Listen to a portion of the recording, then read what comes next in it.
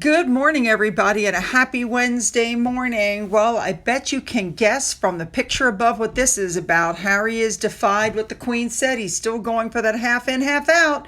There's a lot to cover. Let's jump in. Let's get busy. Let's go. All right, we're going to start off today with a different royal family. I've spoken to you about this guy and this family before. This is a Norwegian royal family. The kid's name is Marius. He is the son of the soon-to-be queen from a previous relationship before she met the king and they got married. So he's the 28-year-old stepson of the heir to the throne, Crown Prince Haakon. He has no royal title, no official duties. He's apparently got some sort of a substance problem. He has had, parties at royal houses. The royal family's been, ripped off. Anyway, there have been talk about him that he's a violent person, and now he's been indicted. So in addition to the 4 counts of that particular kind of assault we're talking about, the charges include domestic abuse against a former partner, several counts of violence, disturbing the peace, vandalism, and violation of restraining orders against another partner. He also filmed the genitals of a number of women without their knowledge or consent. What's being said is that there would be consensual relations, and then I don't know if he drugged these women or he waited till they passed out and then he attacked them, he filmed it. I mean, there's all kinds of allegations running around. The royal family has said before that they are not going to get involved in this, that they're going to let, the justice system take its course. But there's allegations that the mother, who's going to be queen, took the SIM card out of this kid's phone when he first got into trouble. I guess we're going to have to wait and see how this all pans out. Now we have another royal family, King Philippe. He is from Spain. He had to fly back from Greece because Spain was hit by one of its worst wildfire seasons in 20 years, which sparked an emergency. So he cut his vacation short and flew home. And when he got home, he got the latest information on the deployment of troops in the forest firefighting, what they're doing to help. Let's move on now to King Charles. He's taking up residence at Balmoral Castle in Scotland for the summer.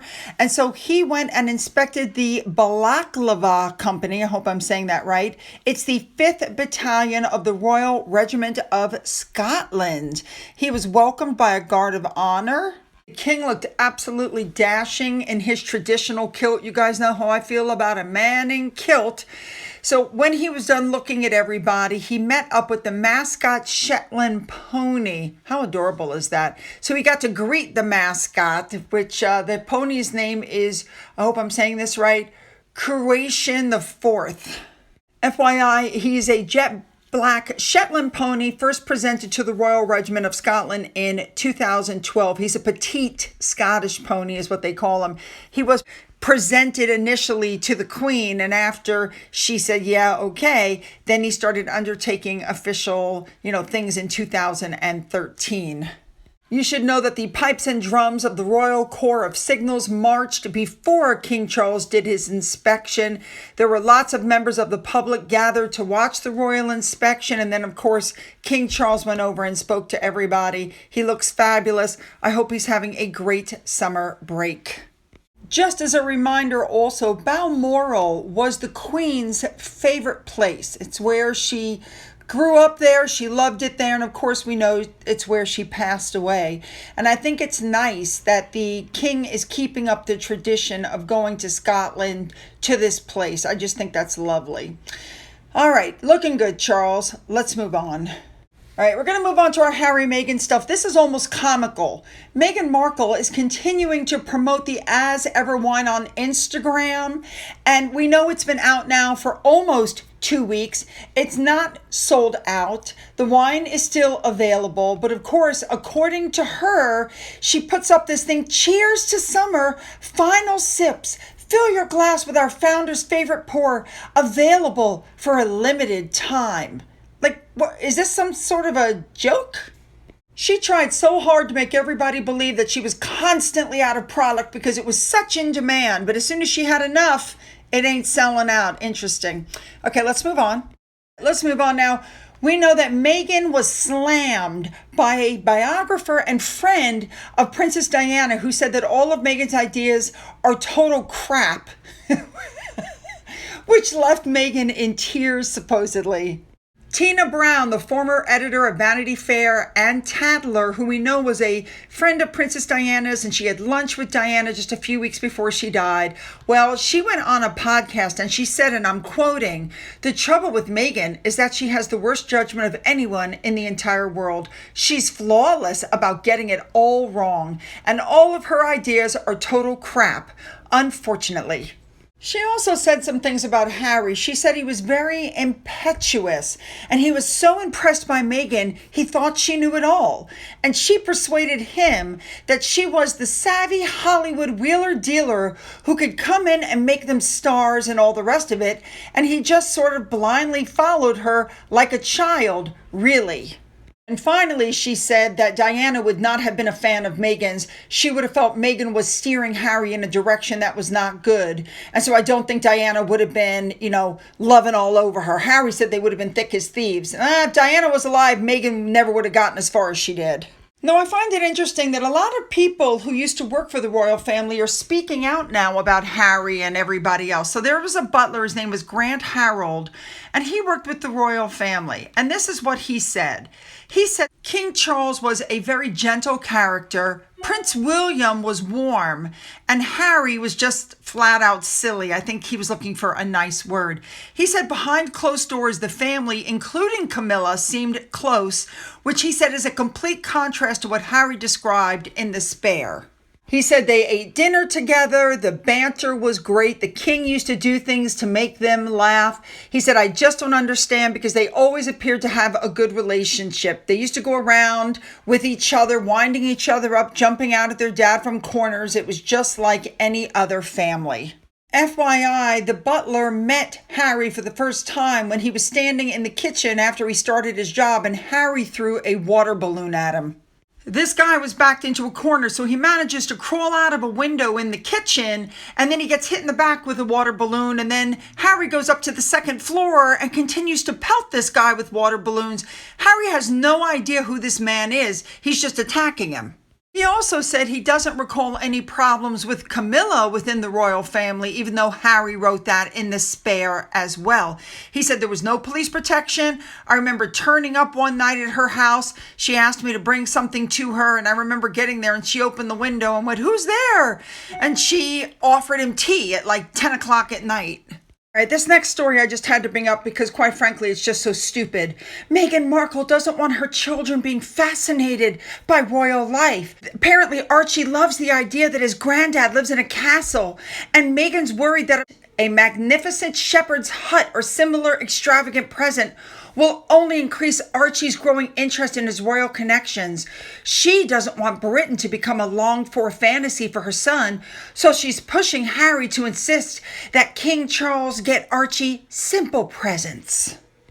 All right, let's move on. This is another story that I felt the need to touch on. Apparently, Mr. Lowney, who wrote the book about the Yorks, is facing legal threats from Harry. That's right, he has his attorney shoot off a letter. "I'm going to sue you, blah, blah, blah." Okay, let me remind you, he did the same thing with Valentine Lowe. He did the same thing with Tom Bower. Nothing ever came of it. Nothing happened. They both published their books, and Harry and Meghan never sued because you can't sue when something's true. I hope this guy just ignores it. You should know in the audiobook they added a line that says that Harry denies the allegations. So, yeah, now the book is out. So let's see if Harry sues. I'm willing to bet no, he won't.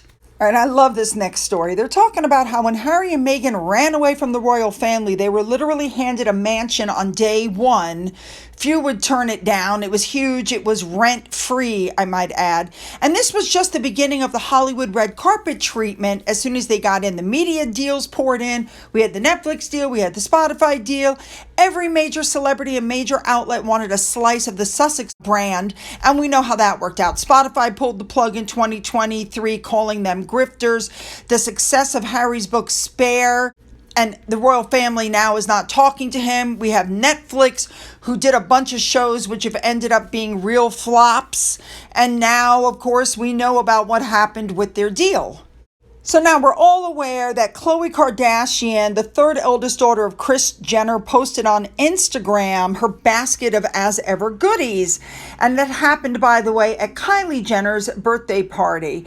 And the highest Instagram worthy delivery posted on Khloe's 302 million followers. You'd think that would be a big coup for Meghan, except for one little detail. When Khloe posted it, she didn't include a caption, a tag, an explanation, not even, she even tagged Meghan in it. So we know what happened. Meghan tagged herself, and that set off a flurry of activity with the fans. One person wrote, when you send something because you have to miss the party, except Meghan was never invited to the party. Somebody else wrote, where were the Kardashians going to do with this catastrophe? Yet Khloe, it was pointed out, also doesn't follow Meghan's personal or as ever Instagram accounts, but Khloe does follow Martha Stewart. Fans also noticed the lack of acknowledgement from the Kardashians after she reposted it. The point is, you guys, there was a time when people were falling over their checkbooks to be associated with Team Sussex, and now it's all going downhill. All right, let's move on to our big story for today. We know what Philip said. One steps out with actresses, one doesn't marry them. We know that the Queen and Philip were disgusted at Meghan's wedding. They knew that Meghan wasn't really in love with Harry. And at the end of the wedding, it supposedly is being said that Philip said, thank F that that's over. They both knew what was going on. They knew that Harry was so besotted with Meghan, but it was not being reciprocated. The Queen was very unhappy. She herself made a comment about Meghan's dress. The fact that Meghan was wearing a pure white dress with this long veil, and it was her second wedding. She thought it was very inappropriate, which it was. So the Queen was unhappy. Philip was unhappy. There's one picture at the wedding that I think sums it up for me, and it's this one. If you look in this picture, the only person who has even a half smile is Meghan. Everybody else looks very unhappy. So we know that Philip didn't like her, okay? And then it got worse from there. The Sandringham Summit happened, and Prince Philip was so disgusted, he left before Harry got there. He couldn't even face Harry because he felt, and he was 100% correct, that what Harry was doing was dereliction of duty. So Harry moves to California, and then what happened? Prince Philip got very sick, and Meghan and them refused to postpone the tell-all interview while Prince Philip was lying in the hospital. He thought the interview was madness. He was absolutely disgusted by what happened. It was terrible. So I'm going to take you down memory lane really quickly and just remind you what happened. Just a month before Harry and Meghan confirmed that they would not be returning as working royals, Remembrance Day happened, or as it's known as Poppy Day. Just as an FYI, this is a Memorial Day observed in Commonwealth countries to honor armed force members who died in the line of duty. So Harry made the request to have a wreath laid in his name, and the Queen immediately said no. Remember, there's no half in, half out, and his request was denied basically for 3 reasons. Number 1, he was no longer a working royal at his request. Number 2, the wreaths aren't personal. They're laid on behalf of the Air Force, the Marines, that sort of thing, whatever it is in the UK. And number 3, he's no longer a member, honorary or otherwise, of the armed forces. But I gotta be honest, I think Harry knew what the response was going to be, which is why he contacted this cemetery days before, because during that particular day, when the pictures were taken, it was sunny, but on the day that they were released, it was raining. And he took a fashion photographer and he took a bunch of pictures and he made sure to release them at the same time that this other stuff was going on to pull the attention away from the royal family. They took Remembrance Sunday and turned it into a horrible PR disastrous stunt. And this was nothing but Harry throwing a tantrum. That they were on the top of the hill and the fashion photographer said, okay, go. And they start walking down there, trampling over American graves, her in her high heels. They brought flowers that the duchesses picked from the garden of their Santa Barbara home is what was reported. The photos were designed to get back at the palace. That's exactly what this was. They went to the grave of a Commonwealth Canadian Army person. That's who they laid the flowers on. But let's be honest, if this was a private act, why take a PR photographer and publicize it? Why make sure to wear all your medals? You get where I'm going with this? This was all nothing but don't forget about us. That's what this was. This is the best way it was described. When you pan away, there's no bands, pipers, veterans, or other military representatives. There's just them and their huge egos. So the main point is when Harry asked permission, he was told no. And that brings us to now. It's VJ Day, and so what does Harry do? He decides to pay a tribute to his grandfather. His grandfather, the same man that he upset and that he didn't see again before he passed. And the articles are coming out. He left a secret letter at the National Memorial Arboretum on the 80th anniversary of VJ Day.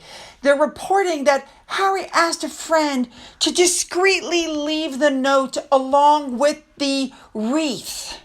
So they waited until the king and queen left and then went up and left the wreath. And of course, his friend took a picture of it and put it out to make sure that everybody knew that this private, discreet letter that everybody would know about it. This is more of the PR push that's going on because, they're making this big deal about how Harry fought 2 tours in Afghanistan. And this letter was just so heartfelt. I find it disgusting that Harry paid tribute to Philip after the horrible way he treated him before his death. The letter had the official royal monogram at the top, and he signed it Prince Harry, the Duke of Sussex. Well, here's what it said. On the 80th anniversary of VJ Day, we pause to remember the day the guns finally fell silent across the world, the true end of the Second World War. We pause to recognize you, the men and women of the forgotten army, whose courage and endurance in the Far East campaign was anything but forgettable. Now, let's just jump to the important part. He writes, for me, this anniversary carries an added layer of meaning. My late grandfather, Prince Philip, Duke of Edinburgh, served in the Pacific campaign. He spoke with quiet humility about those years, but I know how deeply he respected all who stood beside him in that theater of war. And today, as I think of him, I also think of each of you, of the shared hardships, the bonds forged, and the legacy you leave. And I'm thinking, you shit on your father, Harry. You crapped all over your grandfather. He went to his grave being called a racist because of you and your wife. The nerve to start using his memory to try to get your foot back in the door is just horrible. And I think it's also important to add that when they were done walking over the graves, they did their fashion photo shoot while they were still on cemetery grounds.